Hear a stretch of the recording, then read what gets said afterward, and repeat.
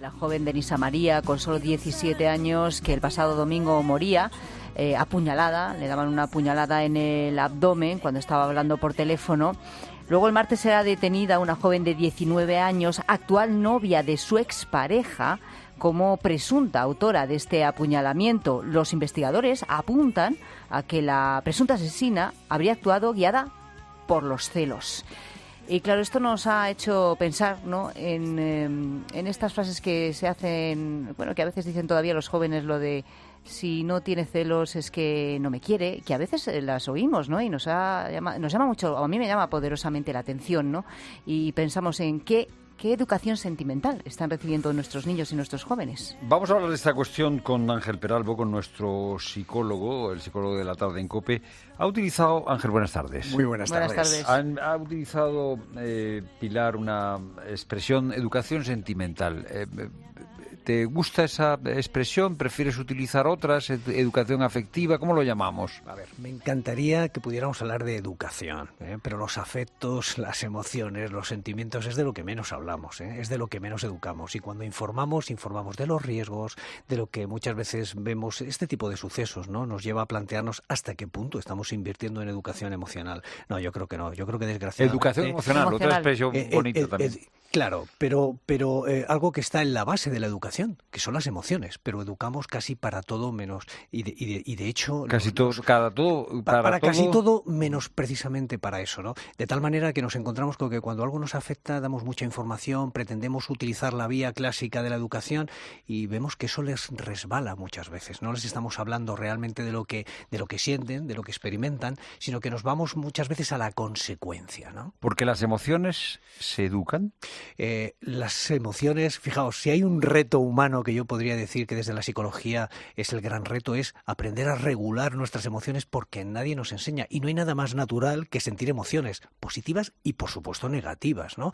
Pero incluso los adultos, muchas veces nos asustamos cuando nos vemos desbordados por celos, por tremendas sensaciones de envidia, por sentimientos y emociones que nadie nos ha, digo explicado, pero es algo mucho más que eso, que alguien cuando somos pequeños y las empezamos a experimentar nos diga, oye, mira, esto es normal, estas emociones que sientes no son un indicador que tengas tú que realmente recocer en tu cabeza a través de los pensamientos, sino que tienes que digerirlo, que tienes que aprender a aceptarlas, que tienes que aprender de tus propias emociones. Esto es el día a día, Estamos hablando de celos, de envidia, pero también hay emociones positivas, ¿no? Por supuesto, pero no nos olvidemos que tenemos unas inercias y unas respuestas muy automáticas ligadas a la supervivencia, ligadas a el saber sostener ese o encontrar ese equilibrio, y muchas veces hace que nuestro cerebro realmente se recaliente, se turbe mucho más por las emociones negativas. Claro que las positivas están ahí, ¿no? Pero vamos a ver, por ejemplo, en el caso de los celos, las emociones es algo que están ahí, que luego se pueden reconducir o no,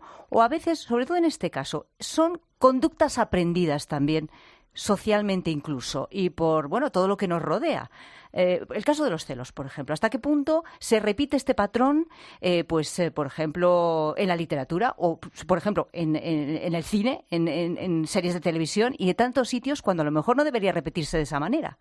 Me pregunto. Claro, lo que ocurre es que siempre estamos poniendo el foco en los celos patológicos, porque como emoción es absolutamente normal que una persona pueda experimentar sensaciones de inseguridad cuando ve de alguna manera peligrar ese lazo, ese vínculo con la persona que quieres. Oye, que no tiene por qué ser tu pareja o tu expareja, sino tu hermano, familiares, ¿no? Siempre la emoción es absolutamente normal, porque de alguna manera está indicando una sensación de peligro. A partir de ahí, si recogemos y aceptamos esa emoción y la reconducimos y la manejamos de una manera lógica, pero el gran problema al que te estás refiriendo, fíjate, Pilar, es que le damos vueltas, compartimos con los demás, aprovechamos muchas veces de mala manera las redes sociales para de alguna manera, a través de patrones aprendidos y de conducta, digamos, mantener esos estados emocionales. Ajá. De tal manera que al final realmente una emoción que debería de servirnos para una acción, que puede ser la aceptación de algo que ya no puede ser, o de algo del pasado, dices, lo que hacemos es actualizarlo una y otra vez. Por lo tanto, esa emoción va a más. Y al final realmente parece que la única forma de resolver es mediante la acción o el espionaje, ¿no? Es decir, ¿cuántas veces hemos visto que los celos llevan a intentar fiscalizar a través del móvil a tu pareja? Lo que generamos es un patrón disfuncional emocional, efectivamente, Pero, de Ángel, desconfianza, ¿no? Vamos a ver, tú me dirás, una relación afectiva madura, serena, es una relación de confianza.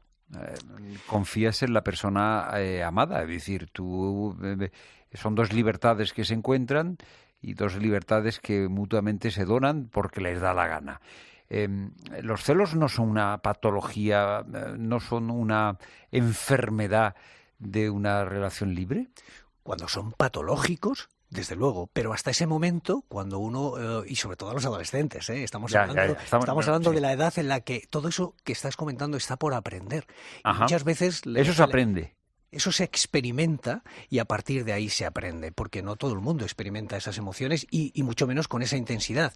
Ahora bien, el celo patológico es aquel que se va recrudeciendo, que va generando una desconfianza tremenda y que solamente calma a ese joven, a ese adolescente, a ese adulto, también a través del espionaje.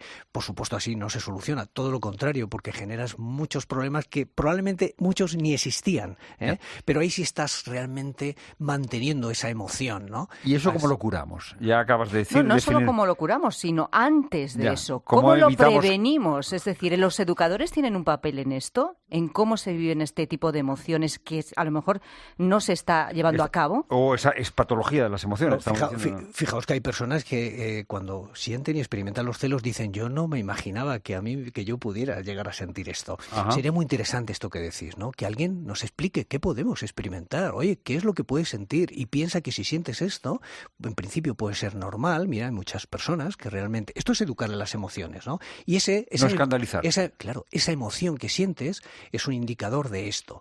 Y esa emoción, y aquí es donde viene la clave, no te puede llevar equivocadamente, erróneamente a buscar la confirmación, no debes de espiar, debes de hablar con tu pareja, debes de transmitirle lo que sientes y hay que buscar una solución, que no solo pasa por la transparencia, porque entonces al final la emoción te la estaría trabajando digamos, el que tu pareja fuese 100% transparente, y eso no es. Los celos los tienes que trabajar tú, tienes que aprender a regularte, a sentirte tranquila y tranquilo aunque no sepas. Es decir, hay que aprender a vivir en la incertidumbre. Fijaos que el modelo emocional hace que nos perturbemos y sintamos amenazas donde no las hay.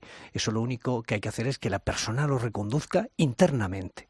Yo no me puedo quedar tranquilo si sé que tú no tienes llamadas, que realmente sé en todo momento dónde estás. Y eso es lo que está pasando con nuestros jóvenes, ¿no? Se están fiscalizando sus propias redes, Instagram. Pero eso es lo que decía Pilar, ¿no? Es decir, hay unos patrones de conducta en los que parece plantearse como un modelo de relación entre chicos jóvenes. Tóxico. Es decir, quererla o quererle es esta fiscalización permanente. Ese control. Esa posesión continua. Eso es lo que nos lleva a la auténtica desesperación, claro, y a que muchas veces se hagan auténticas barbaridades, ¿no? Ajá. Incluso en el seno de la pareja, esto que ha ocurrido y si esto es un extremo, lógicamente, ¿no? Eso es, sí, previsiblemente. Pero sin llegar a este estar mirando el WhatsApp del otro todo el día. Absolutamente tóxico. Es decir, la transparencia en ese sentido no ayuda. Ayuda a que confíes y que desarrolles la capacidad de entender que estás con una persona que no puedes fiscalizar todos sus movimientos, ¿no? Claro, pero entonces mi duda sigue siendo si esto, es decir, simplemente el llegar a fiscalizar, como dices, el WhatsApp constantemente de alguien, ¿no? Esto se tendrá que aprender antes. Alguien tendrá, un educador, tus padres en el colegio, el educador, el psicólogo en su momento tendrá que decirte cuáles son las pautas a seguir, porque esto no es sano, ni es una relación de pareja sana. Ya es una cosa importante, Pilar, lo que estás diciendo, es decir, y que lo estamos diciendo aquí en la radio. O sea, si tú a la persona a la que quieres, porque crees que la quieres mucho, la estás mirando el WhatsApp permanentemente, tienes un problema. ¿Lo podemos decir así, Ángel? Sí, y tienes una inseguridad terrible. Porque al final, cuando una persona se siente, que es una de las cosas que hay que fomentar, ¿no? La seguridad en ti mismo y en ti misma. Y en la otra persona, ¿no? Sí, pero más en ti misma, porque cuando tú eres una persona con una autoestima muy alta, con una seguridad en ti mismo, es cuando te relajas. Es cuando asumes, cuando trabajamos este tipo de cuestiones, la cuestión es clave. Si al final a ti te engañan, en realidad tú no puedes estar viviendo para que no te engañen. Tendrás que aceptar un engaño. Tú no puedes evitarlo previamente y lo que no puedes estar y luego actuar en consecuencia, claro, pero vamos. Y no puedes estar sufriendo por si eso puede ocurrir. Tienes que tener confianza. Y si me engañan, porque aquí la pregunta que genera inseguridad es si yo no fiscalizo, me pueden estar engañando. Pero eso es lo que tú decías, ¿no? La inseguridad de fondo, ¿no? Al final... Exacto, de la propia persona que padece ese tipo de patología, ¿no? Claro. Unos celos patológicos son tremendos, porque la persona cree, como el hipocondríaco que cree que está enfermo, la persona hace la celotipia. Todo parece un síntoma, ¿no? Absolutamente, eso es porque lo vas buscando. Generalmente la pareja también aquí puede tener un papel muy interesante, ¿no? Que es poner esos límites. Cuando la pareja entra, fijaos que hay parejas que entran, muchas relaciones no admitir esa dinámica. Claro, porque muchas son bidireccionales. Hay adolescentes que ellos, ellas, y dices al final... Y eso se retroalimenta. Claro, es que pueden llegar al mismo punto. Con lo cual, la adolescencia, que es cuando tenemos que aprender, y también a través de la experimentación, muchas veces es un mal aprendizaje, efectivamente. Es una complicidad de inseguridades. Claro, esto a los padres, fijaos, ¿no? Les supone el brete de no poder estar dentro, ¿no? De esas emociones. Muchas veces es la parte que menos, obviamente, que si no quieren compartir, pues no ves lo que te quieren contar, y muchas veces este sufrimiento se lleva dentro y no se comparte con nadie, ¿no? Hoy las redes indirectas sí que nos dan mucha información, ¿no? Porque siempre hay alguien que puede ver ese padecimiento, pero hay que aterrizar, ¿no? Hay que ir a esos amigos, ¿no? Esos amigos que a veces ya los padres tampoco saben quiénes son, esas figuras, ese apoyo social de iguales, los padres muchas veces están al margen, ¿no? Y esos son los que nos van a dar mucha información, y por supuesto estar cerca. También esto nos enseña, ¿no? Es decir, cómo estar cerca de las emociones de tus hijos, ¿no? Porque los comportamientos los vemos cada día, incluso los tratamos de limitarlos, lo que nos cuentan, lo que no nos cuentan, pero muchas veces esos estados anímicos que se ven y que subyacen a una persona que lo pasa mal, se nos queda fuera.